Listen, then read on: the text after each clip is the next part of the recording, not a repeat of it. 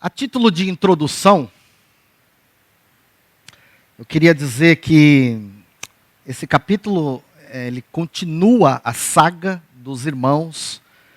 Quem estava aqui no domingo passado lembra que os irmãos de José subiram ao Egito e, chegando no Egito, eles foram recepcionados por José, e José queria conhecer o caçula, o Benjamim. E, como Benjamim não estava presente, eles prenderam o Simeão, deixaram o Simeão preso e mandaram que todos voltassem para Canaã. E assim que eles levassem o Benjamim, então eles soltariam o Rúben, o Simeão. E todos vocês sabem que nós vamos falar de um texto que o que está por trás, como pano de fundo, nesse capítulo 43, é a grande crise que assolava a terra. E essa crise foi severa. Havia fome sobre a terra. E o Egito se tornou, na época, a única saída para fugir desta crise, né? Então Jacó, ele está entre a cruz e a espada, porque tanto seus filhos como seus netos, que estavam em Canaã, não teria condições de sobreviver se não fosse até o Egito em busca de alimento. Então, eu quero destacar aqui alguns pontos que fizeram com que os filhos de Jacó retornassem ao Egito novamente. Olha como o mundo dá voltas. Nessa época, o Egito era a nação mais poderosa da terra. Em riqueza, uma economia ampla, uma administração pública impecável. José era o governador do Egito. Hoje você vai no Egito, é uma pobreza total. Tirando ali a parte do turismo, onde tem as esfinges, as pirâmides, os museus, o resto é tudo deserto. É tudo deserto. Então, o Egito paga um preço violento por ter, durante a história, se levantado contra os hebreus, contra os judeus. E o primeiro ponto que eu quero destacar aqui, verso de número 1, é que o texto destaca duas razões pelas quais os irmãos de José deveriam voltar ao Egito. A primeira delas, o texto diz, eles tinham que voltar lá porque a fome era gravíssima. E não era uma viagem simples. Hoje, também existe fome no mundo, mas a forma como nós nos articulamos para comprar, receber e doar alimentos é diferente. Hoje você faz compra em supermercado por aplicativo ou pela internet. Então você pega lá os aplicativos, os preços, as promoções, e eles entregam na sua casa, ou você passa lá e retira. Mas nessa época, os filhos de Jacó não tinham acesso à tecnologia. Então era uma viagem de 400 quilômetros de Canaã até o Egito. Então imagine a sua família, você pai, do que ficar em casa e mandar os seus filhos viajar 400 quilômetros para ir atrás de alimento para a sua família. E se o alimento durasse um mês? Volta, mas São 800 quilômetros, que é 400 para ir e 400 para voltar. Né? Então era uma coisa medonha. A segunda razão, diz aí no texto, é porque havia acabado o cereal, havia acabado o mantimento. Então essas duas razões levaram eles ao Egito, porque a escassez era global, era mundial. Né? Você vê, hoje se fala muito sobre erradicação da fome. A fome sempre existiu, desde os tempos de Faraó. O problema da fome sempre vai existir. Por quê? Porque nós estamos rodeados de políticos mal intencionados que se candidatam só para ter benefícios e privilégios. Eles têm motoristas, eles têm avião particularzinho para levar eles para tudo que é lugar, com dinheiro do nosso imposto. Eu não gostaria que o meu dinheiro fosse usado para ele ter motorista particular. 500 assessores. Quer dizer, toda a riqueza de uma nação vai para sustentar essa casta política, seja de esquerda, seja de direita, eles são todos iguais. Quando chegam lá, o que eles menos pensam é no povo. O que eles menos pensam é no povo, eles pensam neles mesmos. Né? O povo, quando fica doente, vai no Pedreira, no Grajaú, mas o político, quando fica doente, vai no Einstein, vai no Sírio-Libanês. Então a fome só não é resolvida porque tem uma classe política, seja qual for o viés, que está ali só como Chopin, sugando os recursos da nação.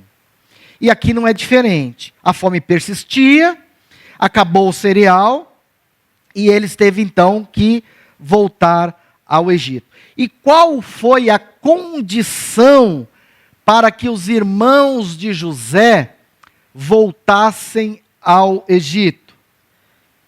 Vejamos, no verso de número 3 até o verso de número 5, fala sobre a primeira condição, a descida de Benjamim. O Benjamim era a moeda de troca. Sem o menino Benjamim, não haveria alimento para a família de Jacó. A segunda condição, verso de número 6. Disse-lhes Israel: por que vocês estão me fazendo esse mal? Por quê? Eu mandei vocês atrás de alimento. Vocês tinham que arrumar confusão com o governador do Egito? Responderam eles: olha, ô pai, o homem nos perguntou particularmente pela nossa parentela. E aí nós respondemos: olha, o nosso pai ainda vive. Ele respondeu: mas vocês têm outros irmãos? Responde: sim. Poderíamos nós adivinhar que ele que quisesse conhecer o nosso irmão mais novo? Então, o Jacó, que já passou uma boa parte da sua vida sofrendo pela ausência do filho José, o Jacó, que passou uma boa fase da sua vida, tendo que conviver com uma mentira, porque mentiram para ele, dizendo que o filho havia morrido. O Jacó ficou cheio de autopiedade. Falou assim: não é possível que esse homem do Egito agora vai querer conhecer o meu filho caçula. E aí a terceira razão é que o Judá, no verso de número 8, o Judá assume a liderança dessa família, ele não fica discutindo com o pai, ele sabe que é a hora de agir, então ele faz uma proposta para o pai. E a proposta é: pai, envia o jovem comigo. Pode confiar. Nós nos levantaremos, nós iremos até o Egito, porque se nós ficarmos aqui, sem nenhuma iniciativa, nós vamos morrer. Nem nós, nem tu, nem os teus filhinhos, ninguém. Então, a abordagem de Judá é franca, é firme, é sóbria. Ele vai direto no ponto. O Judá é um excelente líder na família de Jacó. Totalmente diferente do Rúben, que o Rúben, quando esteve na liderança dos seus irmãos, fez uma proposta ridícula para Jacó. Ele disse assim: pai, manda eu lá, eu vou resgatar o Benjamim. Se acontecer alguma coisa ruim comigo, só manda matar os meus filhos. Um tipo de líder que não cola, né? Não deu certo, mata o outro. Mas o Judá não. O Judá, ele se levanta nessa família como um dos irmãos, ele assume a liderança e ele vai se tornar então, ele vai ter muito êxito no papel dele como líder. Ele vai liderar os seus irmãos nessa empreitada de resgatar o Simeão e trazer com vida o filho Benjamim. A sensatez de Judá. Ele está argumentando com o pai, ele está convencendo o pai que ele é a melhor alternativa para liderar os seus irmãos ao Egito. E aí ele diz assim: olha, pai, não vamos ficar aqui perdendo muito tempo com conversa, tentando, com pessimismo. Vamos logo.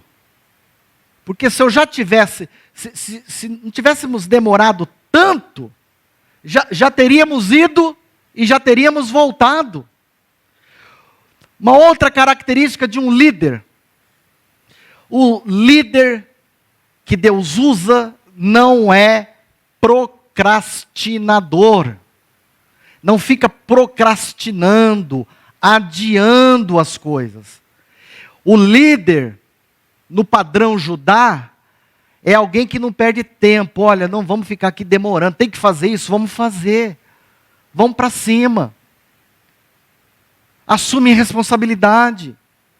Assume o comprometimento, engajamento. Uma igreja, ela é saudável quando os seus líderes são sensatos. Não enrola. Eu preciso de alguém para fazer alguma coisa. Não é para você chegar na igreja e falar assim: seria tão bom se na igreja tivesse tal. Não. Se não tem, é porque você não está apto e nem disponível para fazer. Porque o dia que você falar, não tem, mas eu faço. O problema da igreja moderna é que todo mundo fica esperando o outro fazer. Eu quero ir numa igreja onde o culto seja bom, onde a estrutura da igreja seja boa, onde as coisas... Mas, espera aí, e a sua contribuição? O que você faz revela muito para Deus do seu caráter. E aí então, Israel invoca a bênção do Todo-Poderoso e, chegando no versículo de número 15, o Judá está liderando essa caravana, e ele chega até o Egito com a bagagem, os presentes para o governador, o dinheiro em dobro, o jovem Benjamim. E sobre essa calorosa recepção, eu quero destacar aqui alguns fatos. O primeiro deles, no verso de número 16, é que os filhos de Jacó são recebidos num banquete. Eles estavam preocupados. O que vai ser de nós nessa viagem? Mas aí, vendo José a Benjamim com eles, disse ao mordomo da sua casa: leva estes homens para casa, prepara tudo, pois esses homens comerão comigo ao meio-dia. E fez ele como José lhe ordenara, e levou os homens para a casa de José. Então, a princípio, eles estão sendo recebidos por José com um banquete. Segundo lugar, eles estão morrendo de medo. Porque quando eles perceberam que o mordomo não estava levando eles para o mercado central do Egito, né? Mas estava levando eles para a casa do governador, o texto diz que eles ficaram atemorizados. E, com razão, ele pensou assim: puxa vida, por que ele está levando a gente para a casa do governador e não para o mercado do cereal? Olha, isso aqui é uma artimanha, isso aqui é uma armadilha. O medo sempre nos faz cogitar o pior das coisas. Talvez eles ficaram com medo. Olha, esse banquete aqui é uma estratégia. Ele vai chegar lá no banquete, vai nos acusar de roubo, porque nós saímos daqui com dinheiro no saco da outra vez. Irmãos, o crente que fica com medo, que vive com medo, que passa a semana com medo, só fica cogitando coisas ruins na cabeça. A Bíblia diz que Deus não nos deu espírito de medo, mas de poder e de moderação. Rapaz, você não tem que temer a ninguém. Você não tem que temer a diabo. Você não tem que temer a macumba. Você não tem que temer a ninguém. O crente só tem um que ele teme, que é o Todo-Poderoso. Esse eu temo. Meu temor a Deus. O que eu mais tenho temor é de me afastar da presença de Deus. Agora, as outras coisas não podem te amedrontar. Não tem que ter medo. Tenha coragem. Deus, o Todo-Poderoso, é com você. Talvez você esteja aqui nessa manhã precisando tomar uma decisão. E você tem adiado, e você fica adiando. Rapaz, ore a Deus, peça direção a Deus. Sentiu paz no coração? Vai para cima. Deus é com você. Os homens tiveram medo. Terceiro lugar, logo que eles chegaram à casa do governador, eles procuraram remediar a situação, fazendo a defesa perante o mordomo da casa. Olha, deixa eu dizer uma coisa. Nós viemos aqui comprar mantimentos, mas quando nós chegamos à estalagem, quando nós abrimos o saco, rapaz, sabia que o dinheiro estava lá no saco? A gente ficou meio assim, mas o dinheiro está aqui intacto. A gente não mexeu. Nós trouxemos todo o dinheiro de novo para comprar o mantimento. Ou seja, eles já chegam, se defendendo diante do mordomo.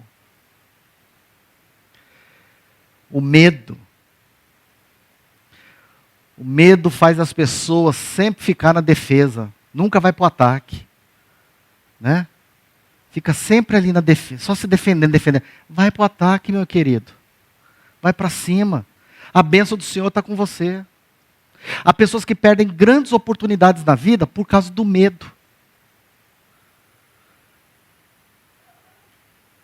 O cara olha lá aquela descrição daquela vaga e fala, nossa, isso aqui não é para mim não, é muito para mim.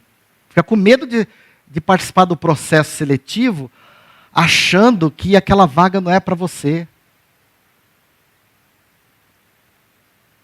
E Deus tem reservado exatamente aquilo para você. Irmãos, o medo é um espírito, viu? É um espírito. Tem gente que tem medo de avião, aí não viaja de avião. Porque acha que todo o avião vai cair igual aquele da TAM que caiu aqui em Congonhas. Aí você fala assim, então vamos viajar de navio? Não, porque ele assistiu o Titanic e acha que todo navio vai afundar e vai ficar lá, ele e o Leonardo DiCaprio, os dois lá, né? As pessoas têm medo. Não tenha medo. Tem gente que não casa por medo, Júnior. Tem medo. E aí vai desenvolvendo esse espírito de medo. A criança cresce com medo, né? Se torna um adulto medroso. Pessoas com medo não tomam decisões. Fica sempre dependendo da decisão do outro. Aí chega para você e fala assim, então, me ajuda a tomar uma decisão. Aí conta todo o caso para você. E pergunta, e aí, o que você faria? Eu? Tira fora dessa. É você que tem que decidir isso. Você que tem que tomar essa decisão. Verso de número 23. Depois que eles se defenderam, aí vem o pagamento, né? O resgate. O mordomo, ele era um homem que desfrutava da confiança máxima de José. E aí ele tranquiliza os seus irmãos dizendo, olha, eles estão com medo, não estão? O mordomo que não é crente, que é egípcio, diz para eles assim, medrosos, paz sejam convosco, não temeis. O ímpio, falando para o crente, que ele não deveria temer, porque Deus era com ele. Já pensou isso, irmãos? É vergonhoso isso, não é? Olha, vocês não temas, porque foi o vosso Deus, o Deus dos vossos pais, que colocou esse tesouro nos sacos de cereal. Ou seja, o mordomo aqui, ele tem mais fé do que os filhos de Jacó, que são os nossos patriarcas. Irmãos, isso me ensina uma coisa. Às vezes a gente encontra mais fé num ímpio do que num crente. Ah, mas ele não congrega na igreja, ele não vai na igreja, ele não se declara evangélico, nada, mas às vezes ele tem mais fé do que a gente. Não tem? Você conhece gente assim? Pois é, aqui está um deles, o mordomo. E aí ele disse, olha, está aqui o pagamento e trouxe para fora o quê? O resgate, o Simeão. Verso de número 24. Depois, levou o mordomo aqueles homens até a casa de José. E olha aqui a hospitalidade do mordomo. Deu água para ele, para lavarem os pés, e deu ração para os seus jumentos. Ou seja, o mordomo demonstrou aqui uma forma calorosa, acolhedora, amistosa com os medrosos. O cara que nem crente era, falou, não temais que o Deus Todo-Poderoso é com vocês. E agora recebe eles, dá água, dá ração para os camelos, para os jumentos. Então você vê a história Quem é que está por trás da história? Dessa linda história de José? É o Deus Todo-Poderoso. Deus, em momentos sombrios da nossa vida, Ele prepara pessoas para nos acolher. Prepara ombros para nós chorarmos. Em momentos difíceis da sua vida, Deus prepara pessoas para falar com você. Ele nunca nos deixa sozinho, amém, irmãos? Sozinho não. Sozinho deixa o Exu Caveira, aquelas Maria Padilha da vida, o Tranca-Rua, esses aí deixa o cara sozinho e ferrado. Mas o Deus Todo-Poderoso jamais te deixará sozinho. Verso número 25. Então, prepararam o presente, entregaram o presente, e diz o texto que o José chegou em casa, trouxeram-lhe para ele o presente, e aí o que acontece? Mais uma vez os sonhos de José estavam se cumprindo, porque todos eles se prostraram perante o José. O José é um símbolo do Cristo no Antigo Testamento. José foi vendido por 20 moedas de prata, o nosso Cristo foi vendido por 30. O José sofreu com inveja dos seus irmãos e a traição, o nosso Cristo foi traído por um dos seus discípulos. O José sofreu humilhação na mão da esposa de Potifar. O nosso Cristo também foi humilhado na mão dos judeus e dos romanos. O José foi exaltado por Deus, chegou a ser governador do maior império da terra. Jesus Cristo foi exaltado por Deus e hoje Ele é Rei dos Reis e Senhor dos Senhores. Então, quando nós olhamos para a história de José, nós vemos uma figura do Cristo no Antigo Testamento. E o coração do Evangelho está no fato de que José, quando chegou no pico da fama, quando chegou a usar colar de ouro, anel do faraó, quando ele chegou com as vestes de linho e tal, ele não se vingou de ninguém. Esse é o coração do Evangelho. Quando você estiver lá em cima, quando Deus te colocar no lugar de posição, de destaque, você não tem razão para querer se vingar de ninguém que te prejudicou na vida. Segue o teu caminho. Deus foi bom com você. Deus abriu portas para você que talvez para outros não seriam abertas. Glorifique a Deus por isso. Então, quando o José viu o Benjamim, ele falou: esse é o irmão mais novo?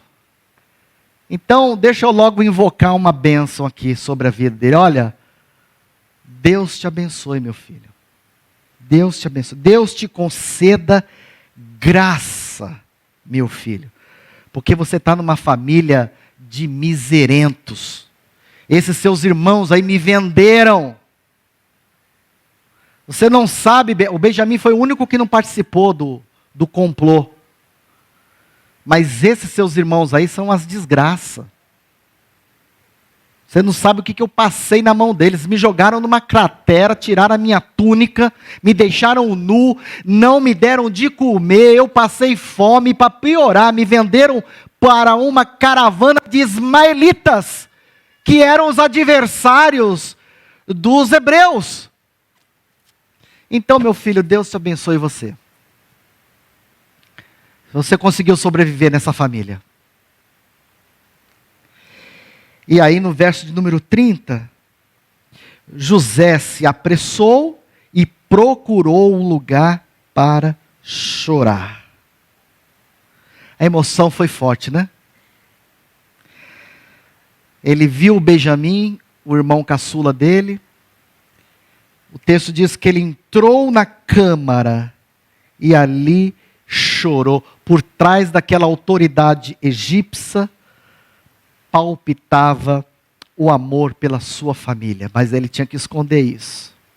José lava o rosto, ele volta e ele dá ordens para os seus servos, né? A primeira ordem que ele dá é assim, olha, preparem 3 mesas.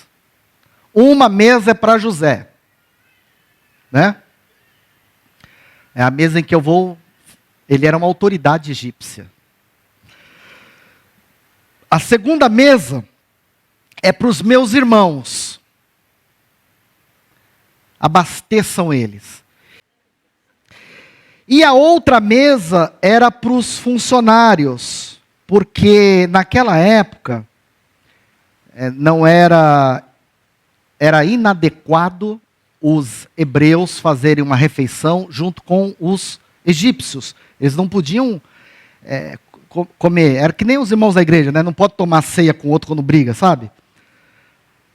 Aí, eles não podiam. Então, o José manda servir a refeição. Eu quero concluir esse sermão dizendo como o mundo dá voltas. Porque a última vez que o José esteve com seus irmãos, os irmãos estavam comendo e ele estava na cratera passando fome. Agora, ele está dando de comida para os seus irmãos. E ele está sentado numa mesa de autoridade. Moral da história, nunca despreze ninguém na vida que você não sabe o dia da manhã. Não é? Amanhã o mundo pode dar voltas, aquela pessoa que você desprezou pode ser o seu chefe na empresa. Então você trate bem as pessoas, porque você não sabe o dia do amanhã. Os irmãos de José aqui, eles, olha como o globo girou, não foi? Bom dia a todos, graça e paz. Bom revê-los, bom estar aqui de volta na igreja, poder rir com os irmãos. E mais ou menos ali no final de novembro, meados de novembro, eu comi um bife a rolê. E dentro desse bife tinha um palito que eu acabei ingerindo, mas não percebi, só descobri momentos antes da cirurgia. E até o dia da cirurgia foram alguns momentos passando mal, febre, dor no estômago. Fui ao médico, fiz alguns exames, mas não acharam. Então, quando foi no dia 3 de dezembro, eu passei mal na parte da manhã, tive uma crise de tremedeira muito forte, calafrio, febre alta. E à tarde eu também passei. De manhã eu estava sozinho, mas à noite estava em casa lavando e Mateus. E quando eles perceberam que estava fugindo do controle, aí ligaram para o Érico rapidinho, me levou lá para o hospital. E eu me lembro da saída para o hospital até metade do caminho, até um certo trecho do caminho. Depois eu apaguei e eles me disseram que eu cheguei lá no hospital convulsionando, não respondendo a nenhum comando. E quando eu acordei, eu estava numa maca, amarrado, transpirando muito e tomando medicação. Os médicos desconfiavam que era meningite ou Covid e esperaram um momento ali para que eu estabilizasse para poder fazer mais alguns exames. Depois eu tive uma outra crise e depois de estabilizar eu fui para fazer tomografia. Quando eu voltei da tomografia, eu fui para um quarto de isolamento, porque a suspeita era Covid. Despedi da Wanda e daqui uns 10 minutos os enfermeiros começaram a entrar no quarto, depois começaram a chamar o médico e entra a medicação e naquela hora eu estava começando a ter uma outra crise diferente, a minha pressão foi a 8/6 e eu apaguei. 6/6 é coma, né? É. 8/6. 8/6. Aí eu apaguei, os enfermeiros me acordaram e falaram, não deixa ele acordar, não deixa ele dormir não, acorda aqui, Hugo, fica com a gente, conversa com a gente. E aí eu acordei ali, depois eu fui amolecendo de novo, apaguei, aí me acordaram novamente. Quando eu olho para o lado, o médico está apertando a bolsa de soro aqui para ver se o soro descia logo, se a medicação entrava no organismo. Depois que a medicação entrou, aí começou a acelerar muito o coração e ia doer demais o estômago. E eu comecei a gritar. Falava, doutor, está ardendo aqui meu coração, está acelerado, o estômago está doendo. E eu gritava isso inconstantemente ali. E depois, quando estabilizou, o médico falou, leva ele para uma outra sala que eu vou pegar um outro acesso para a gente aplicar a medicação nele mais rápido. Os enfermeiros me levaram. Naquele momento o médico saiu um pouquinho ali de lado, ligou para um outro doutor. Falou, doutor, a gente precisa operar esse moço agora, porque para de manhã ele não vai mais, não suporta mais, a gente tem que operar agora. E aí, nesse momento ele veio, foi fazer a cirurgia aqui para pegar o acesso, e nesse momento ele falou, olha, a gente encontrou um objeto pontiagudo no seu estômago, perfurou o estômago e a gente precisa te operar. Aí eu perguntei o que pode ser, ele falou, um osso, um prego, alguma coisa. Eu falei, então é um palito de dente, eu tenho certeza que é, porque eu comi bife a rolê esses dias. E de lá para cá eu só vinha tomando sopa, dieta líquida, porque eu não aguentava mais comer. E deu 20 minutos, o médico chegou e falou que o centro cirúrgico já estava pronto, então naquele momento me levaram para o centro cirúrgico. No caminho, se apresenta para mim o anestesista, fala, olha, eu preciso agora ligar para sua esposa para ela vir autorizar a cirurgia. Falei, não, eu estou aqui, eu estou lúcido, sou maior, eu mesmo assino, mas eles ligaram para a Wanda mesmo assim. Essa hora ela estava voltando para casa, né? Então ela conta que quando viu lá a ligação do hospital, ela falou, fiquei viúva. Medo dela, né? E eu com medo de algum irmão falar, nossa, será que... deu um glória, né? Glória, fiquei viúvo. Aí, que bênção. Passou lá rapidinho, eles falaram para ela que ia ser uma cirurgia de emergência, operou.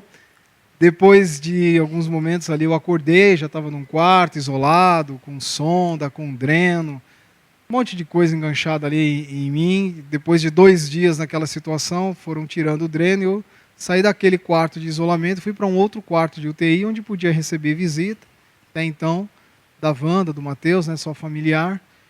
E depois de um tempo, irmãos, que eu fui tentar voltar a comer, eu já não aguentava mais comer, não estava conseguindo nem olhar para a comida. E a barriga começou a inchar muito. Inchar demais. Inchou a tal ponto que eu sentava, eu não conseguia ver o joelho, de tão inchada que estava. O medo dos médicos de estourar tudo que foi operado, né, curativo da cirurgia, estava tudo ali já puxando, parecendo que ia rasgar.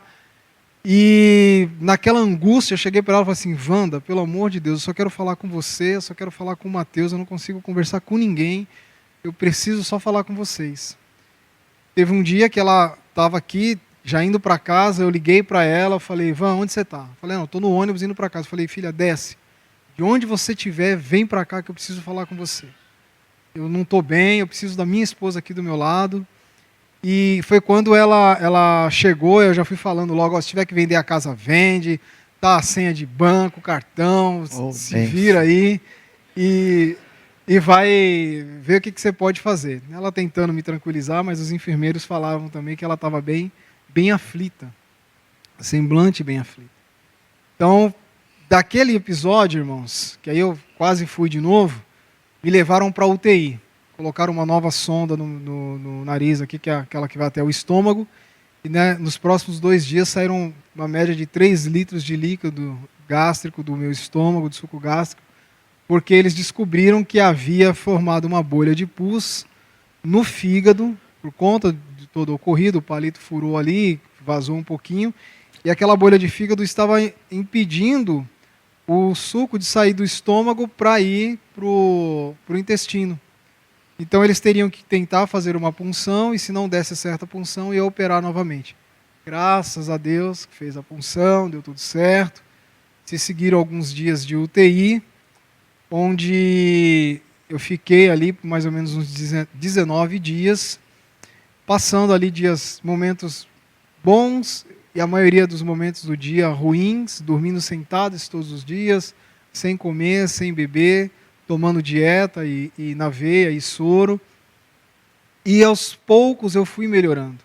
Aos poucos as sondas foram sendo tiradas, os drenos também. E cheguei ali no quarto, depois eu fui melhorando aos pouquinhos. E até quando chegou o dia que o médico falou para mim, olha, vim te dar uma boa notícia, que é a notícia da sua alta. Eu falei, doutor, eu só acredito se eu tiver de alta, se o senhor vir tirar os pontos, que estavam os pontos da cirurgia ainda, né? Então ele foi lá, tirou os pontos e vim para cá. Então, saí de lá, liguei pro Érico, estava de calçolão lá, bermuda de dormir. Falei, olha, você tá onde? Estou na empresa. Pega uma camisa aí, rapaz, vem aqui me tirar desse negócio, que não precisa passar em casa para pegar roupa não, que daqui mesmo eu já vou para casa. Aí, no caminho, eu passei aqui na igreja para rever os irmãos, rever minha esposa, e depois eu fui para casa. Fazem 2 semanas, terça-feira, que eu estou em casa, volto terça-feira ao médico, estou de alta hospitalar, não de alta da cirurgia ainda, mas algumas coisas ficam e eu queria dividir isso com vocês. Primeiro, eu quero agradecer a todos vocês por todas as orações, todo acolhimento, todo o apoio que vocês deram para a gente. Wanda, Mateus sempre falaram lá na igreja, lá no hospital, né? Olha, eu pensando em igreja. Sempre falaram lá no hospital, olha, como a gente tem sido amado e acolhido pela igreja. Isso não tem preço, irmãos. Muito obrigado mesmo.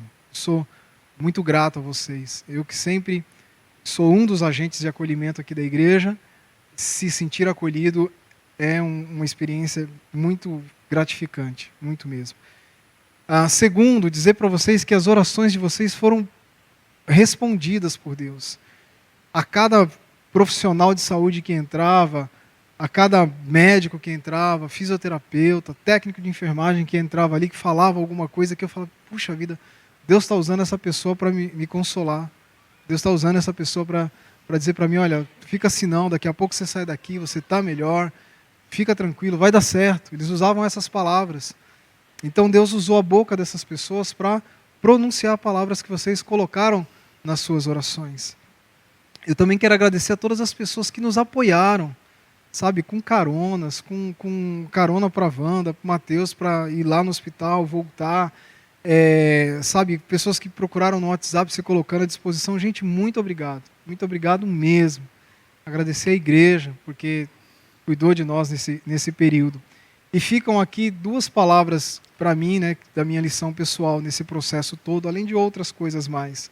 A primeira delas é fragilidade. Gente, como a nossa vida é frágil. Como os nossos planos são frágeis. Eu terminei 2022, cheguei em novembro de 2022 com a cabeça explodindo de planos. E de repente, por uma coisinha besta, um palito, né, eu soube aqui de irmãos que perderam até parentes, passando pela mesma coisa que eu passei, e não deu tempo de socorrer. É uma coisinha boba, os planos se vão, a nossa vida se esvai, então não se apegue à besteira, à mágoa, à raiva, não faz isso. Porque em algum momento, tudo isso, como disse Salomão, vira fumaça e acabou. E diante dessa fragilidade, fica a certeza dos planos de Deus. Se apoie na força e nos planos do Senhor para a sua vida. A segunda experiência que fica é a palavra intensidade.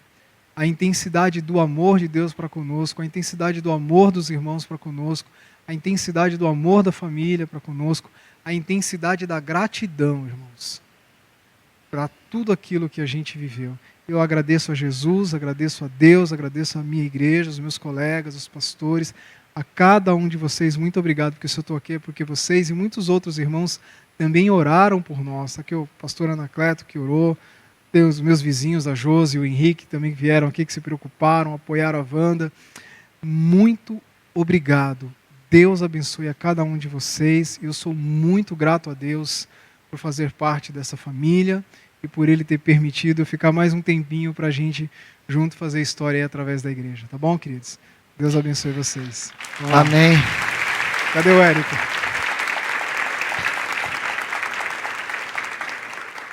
Cinco minutinhos. O Érico, eu queria fazer uma homenagem ao Érico. Vem aqui, Érico, por favor. Ele foi assim para o hospital, ó, e agora ele está assim.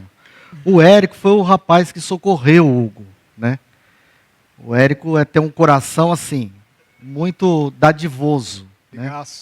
Ele se você precisar dele, desde que não seja dinheiro, conte com ele para qualquer coisa. E o Érico lá no hospital, ele conversou lá com a equipe médica e nós tivemos acesso ao palito do bife a rolê.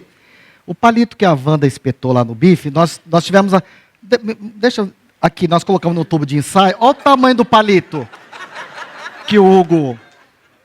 Hugo, guarde de lembrança para você, ó. Tá bom? Deixar lá na sala. Lá. Aí você vê que a vida, né, não é nada para quem come um palito, né? Isso aí realmente você foi uma bênção na vida dele, viu? Paga um bife a rolê para ele com um barbante. Amarra barbante. Fica de pé, vamos orar pelo pastor Hugo. Obrigado a todos, Amém? Meus queridos. Irmãos, vamos orar pelo pastor Hugo e agradecer a Deus. Senhor, nós te agradecemos pelo milagre que o Senhor operou na vida do Hugo. Todos os detalhes, o Senhor tomou conta de tudo. Porque é o Senhor que está por trás de tudo. O Hugo jamais esteve lá sozinho. Na tristeza, na angústia, enfrentando medos, temores, porque nós não somos de ferro, nós somos homens e mulheres como qualquer outro, mas o Senhor o guardou, o Senhor o preservou com vida, e que a restauração dele seja completa, total, para que ele possa dar esse testemunho para muitas outras pessoas e contemplar a graça de Deus sobre a sua vida. Abençoe, ó Senhor, a vida do teu servo, e que o Senhor abençoe também a todos os irmãos e irmãs aqui. É a nossa oração em nome de Jesus. Amém. Que Deus abençoe você.